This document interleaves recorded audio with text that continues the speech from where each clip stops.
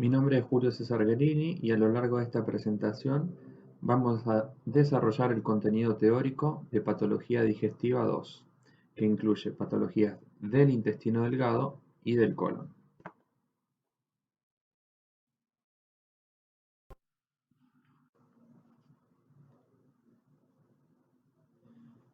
Como estudiamos a principio de año, la metodología para estudiar las patologías de un órgano vamos a aplicarla también en intestino delgado. La vamos a dividir entonces en anomalías congénitas, trastornos isquémicos agudos y crónicos, enterocolitis infecciosa dentro de los trastornos infecciosos, la enfermedad de Crohn, que la vamos a desarrollar en conjunto con la colitis ulcerosa idiopática bajo el mismo concepto que es la enfermedad inflamatoria intestinal, el síndrome o el conjunto de síndromes de malabsorción, las obstrucciones intestinales y la patología tumoral.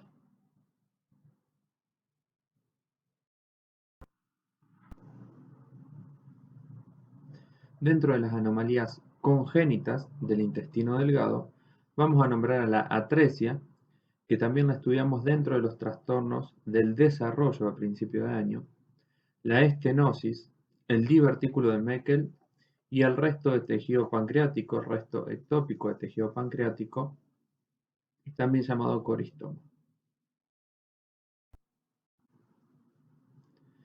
En esta imagen macroscópica, lo que señalan las puntas de flecha color blanco corresponden a las zonas de atresia de ese intestino delgado, donde vemos francamente un adelgazamiento con pérdida de la luz y reemplazo por un cordón fibroso.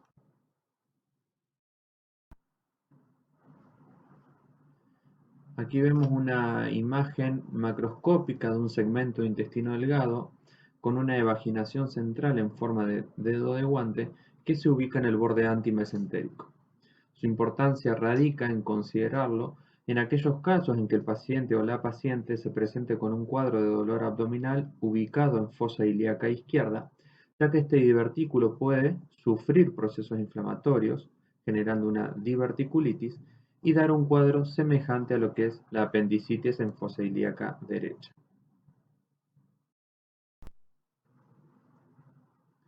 Acá vemos una fotografía de un procedimiento quirúrgico donde se ha exteriorizado parte del intestino delgado y en la flecha color verde se señala la zona de estenosis o reducción de la luz de ese intestino.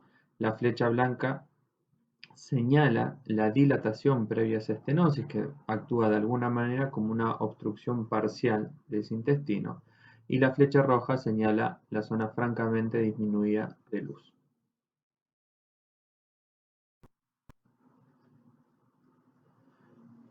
Dentro de las anomalías congénitas del intestino delgado, nombramos los restos de tejido pancreático ectópico, que en el 75% de los casos se encuentran en estómago e intestino delgado.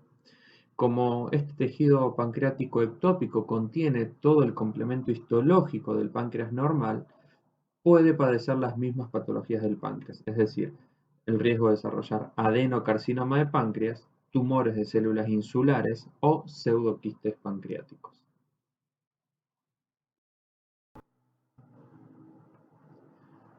Dentro de los trastornos isquémicos agudos del intestino delgado, debemos nombrar al infarto mucoso, el infarto mural y el infarto transmural. Recordemos rápidamente el concepto de infarto como área de necrosis isquémica, y esta isquemia puede ser originada por una obstrucción arterial o por un retraso en el drenaje venoso. De ahí que vamos a decir que los infartos de origen arterial van a tener ciertas características macroscópicas y los infartos de origen venoso van a tener características macroscópicas distintas.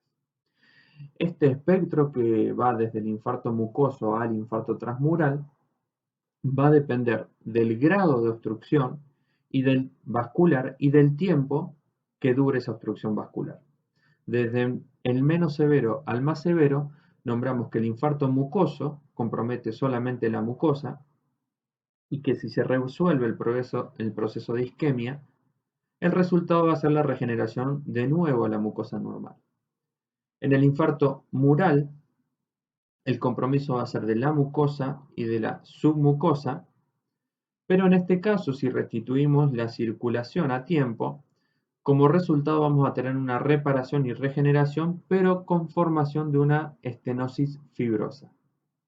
Y en el infarto transmural, que compromete todo el espesor de la pared, si lográramos restituir la circulación, probablemente la consecuencia sea lo mismo, la gangrena, la perforación y la muerte del paciente si no es resecada esa sección de intestino.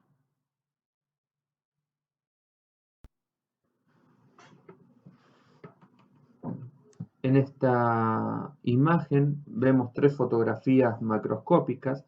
La de la izquierda corresponde a un bloc de autopsia, donde desde arriba hacia abajo se observan ambos campos pulmonares, el corazón y timo en el centro, hígado de un color pardo amarronado, el colon rebatido sobre el hígado con el epiplón mayor, y en la zona inferior lo que destaca es un asa de intestino delgado francamente dilatada, de color negruzco y aspecto hemorrágico, con una serosa despulida y que corresponde a la zona de intestino delgado isquémico secundario a un vólvulo.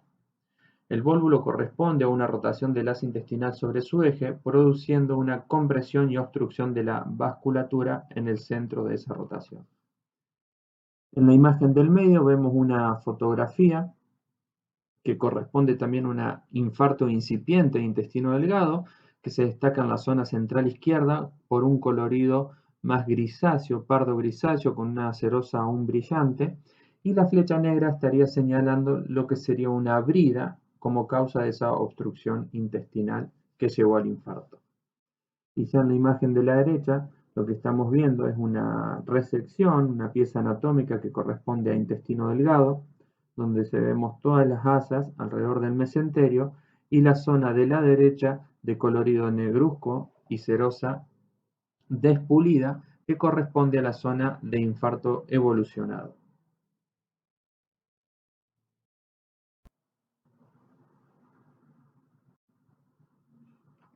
En esta fotografía macroscópica lo que observamos es la superficie de la luz de una sección de intestino delgado en donde los 2/3 inferiores de la imagen presentan un colorido negruzco y aspecto hemorrágico en comparación con el tercio superior de apariencia conservada. Cuando logramos diferenciar un límite neto entre la zona comprometida y la zona conservada, como es el caso de esta imagen, podemos inferir que el origen de esa área de isquemia se debe a una obstrucción arterial. Es decir, que esta imagen podría sugerirnos el origen arterial del infarto intestinal. En estas dos imágenes microscópicas, lo que vemos es un área de enteropatía isquémica y la imagen muestra a muy bajo aumento un área de intestino delgado que tiene marcado edema de la mucosa con eritrocitos libres o extravasados en la submucosa.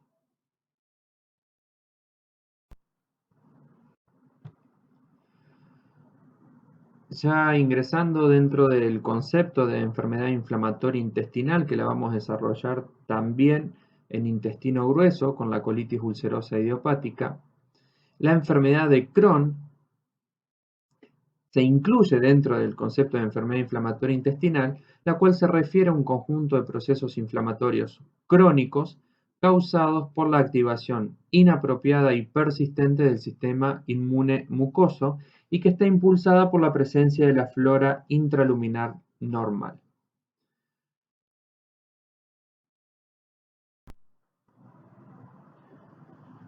Dentro de la patogenia o mecanismo de producción de la enfermedad inflamatoria intestinal, vamos a tener involucrados factores genéticos, defectos epiteliales, factores medioambientales, trastornos inmunitarios y acción de la microbiota.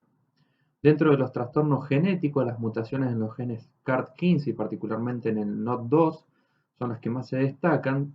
También se describen polimorfismos en los antígenos de los leucocitos humanos 2 y 3 y en las interleuquinas 1, 4 y 6. Dentro de los efectos epiteliales producidos por la mutación del gen NOT2, lleva a una disfunción de la barrera epitelial hermética y una activación de la inmunidad innata y adaptativa.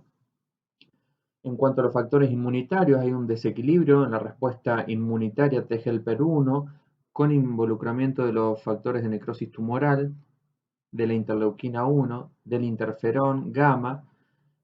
En cuanto a la microbiota, la mutación del NOD2 llevaría a la producción de anticuerpos contra estructuras bacterianas y una disfunción de la barrera epitelial, como también el flujo transepitelial de componentes luminales y la activación de la respuesta inmunitaria mucosa. Y en cuanto a los factores ambientales, el tabaquismo es uno de los más destacados, así como los hábitos dietéticos de los alimentos refinados y ultraprocesados, los trastornos infecciosos y la apendicectomía se describen como factor ambiental en el mecanismo de producción de la enfermedad inflamatoria intestinal.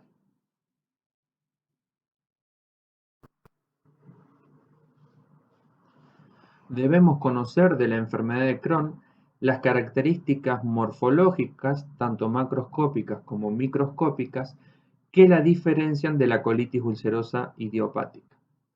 Particularmente la enfermedad de Crohn tiene un compromiso que puede ir desde la boca hasta el ano, es decir, boca, esófago, estómago, intestino delgado e intestino grueso. El compromiso lo da por medio de lesiones segmentarias o parcheadas, y otra característica es que ese compromiso es transmural, afecta todas las capas del órgano que esté comprometiendo.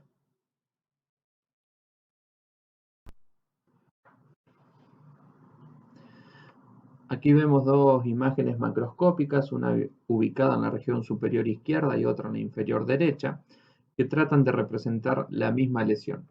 Lo que estamos viendo son dos piezas quirúrgicas de la resección de ilion terminal y parte de colon ascendente, que incluye válvula iliocecal y ciego y apéndice. Y sobre todo en la imagen inferior derecha vemos un franco engrosamiento del espesor de la pared del ilion terminal con un aspecto en la mucosa de empedrado. Este compromiso de ilion terminal, que es frecuente en la enfermedad de Crohn, es lo que en algún momento llevó a que la llamen ileitis terminal, o lo que vamos a encontrar en su histopatología, que son granulomas, es lo que la llevó también a llamarse ileitis granulomatosa. Es decir, debe quedar claro el concepto de que la enfermedad de Crohn tiene un compromiso frecuente del ilion terminal.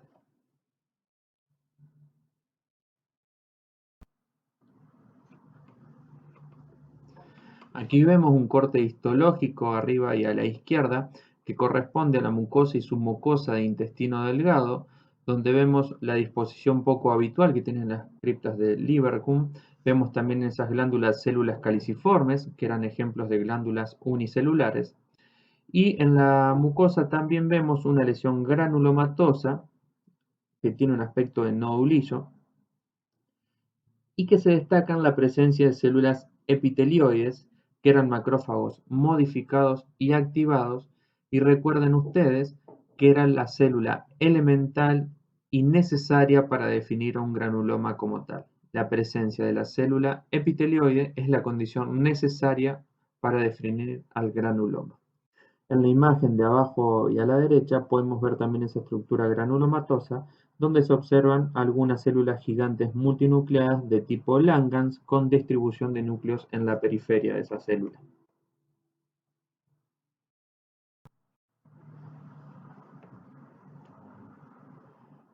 En cuanto a las obstrucciones de intestino delgado, vamos a nombrar como causa de esas obstrucciones a las hernias, adherencias, vólvulos, intussuscepción, tumores, infartos e ilio, ya sea biliar o meconial. El hilo meconial lo recordamos en el contexto de los pacientes con una enfermedad autosómica recesiva, que la vimos en el capítulo de genética, y que era la fibrosis quística. La fibrosis quística o mucoviscidosis puede presentarse con hilio meconial y obstrucción intestinal neonatal.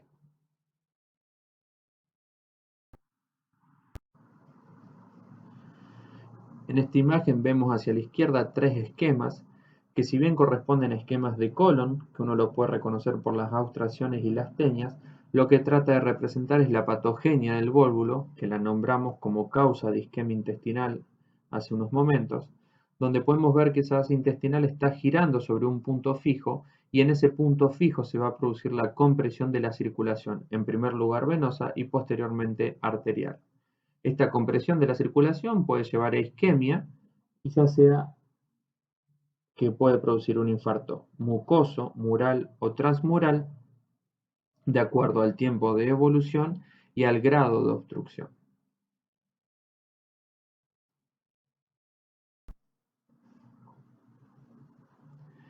Aquí vemos arriba y a la izquierda un corte de la luz del intestino delgado, donde se observa que hay una masa tumoral hacia la izquierda que está señalada con una línea negra, y el extremo derecho de ese intestino delgado se ha introducido dentro del extremo izquierdo.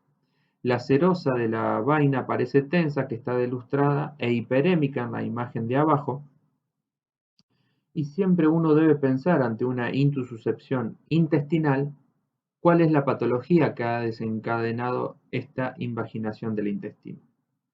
Suele haber de base una patología tumoral que lleva al desarrollo de la intususcepción.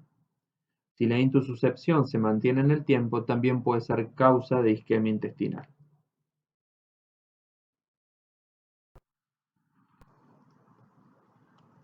Dentro de la patología tumoral del intestino delgado, vamos a nombrar el adenoma, lipoma, leiomioma, neuroma y angioma. Y dentro de los malignos, el adenocarcinoma, tumor carcinoide, tumor estromal gastrointestinal, linfoma y leiomiosarcoma. En la histogénesis o célula de origen de estos tumores, el adenocarcinoma surge de las células del epitelio glandular de la mucosa intestinal. El tumor carcinoide se origina en células neuroendocrinas que corresponden a lo que antiguamente se llamaba sistema APUT. Los tumores estromales gastrointestinales se originan en células marcapasos particulares del intestino, que son las células intersticiales de Cajal. Los linfomas se originan en el tejido linfoide asociado a mucosa, por eso se le denomina linfomas MALT, y el leiomiosarcoma se va a originar de las células musculares lisas de la pared del intestino. Hay que destacar que el tumor carcinoide tiene la potencialidad de generar un síndrome carcinoide. Para que se produzca el síndrome carcinoide secundario a este tumor carcinoide, el requisito básico y fundamental es que la serotonina que produce este tumor, la 5-hidroxitriptamina o serotonina que es producida por este tumor, debe pasar a circulación sistémica. Ustedes recordarán de fisiología e histología que la serotonina se inactiva en hígado y parte también en pulmón. Por ende, este tumor carcinoide que se va a ubicar en intestino delgado y que lo vamos a volver a nombrar en apéndice, este tumor carcinoide debe producir tal cuantía de serotonina que no llegue a ser inactivada por hígado o pulmón. Otra condición que podría favorecer el desarrollo de un síndrome carcinoide es que el tumor haya dado metástasis hepáticas, las cuales también su producción de serotonina no pueda ser inactivada por el pulmón.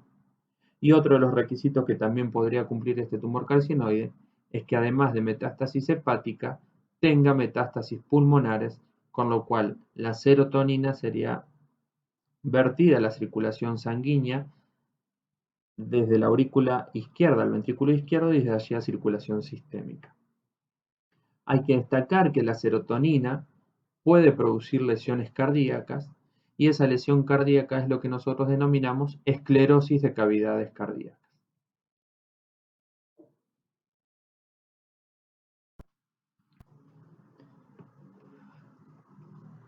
En esta imagen macroscópica lo que estamos viendo es una fotografía a gran aumento de una sección de intestino delgado, donde se puede ver en la zona central inferior un engrosamiento marcado de la pared del intestino delgado de un colorido amarillento. Característicamente, los tumores carcinoides tienen un color amarillento, como lo estamos viendo en esta imagen.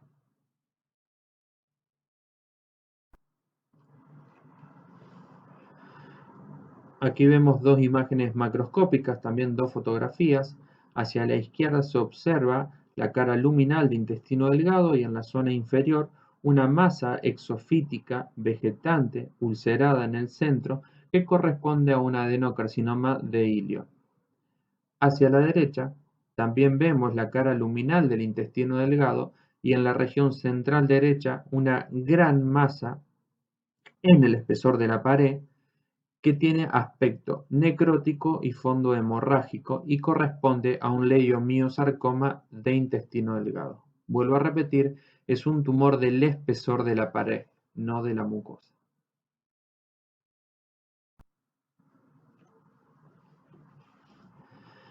Aquí vemos dos imágenes macroscópicas que corresponden a un tumor estromal gastrointestinal. En la imagen de la derecha vemos la cara luminal del intestino delgado con los pliegues de la mucosa y en la zona central una masa exofítica, brillosa, de colorido rojizo y en la superficie se ve una zona de sangrado. Aquí quiero destacar que los tumores estromales gastrointestinales, tanto de estómago como de intestino, suelen presentarse clínicamente como hemorragia digestiva. En el caso que sea un GIST de estómago, la hemorragia digestiva será alta y en el caso que sea un GIST de intestino delgado, la hemorragia digestiva será baja.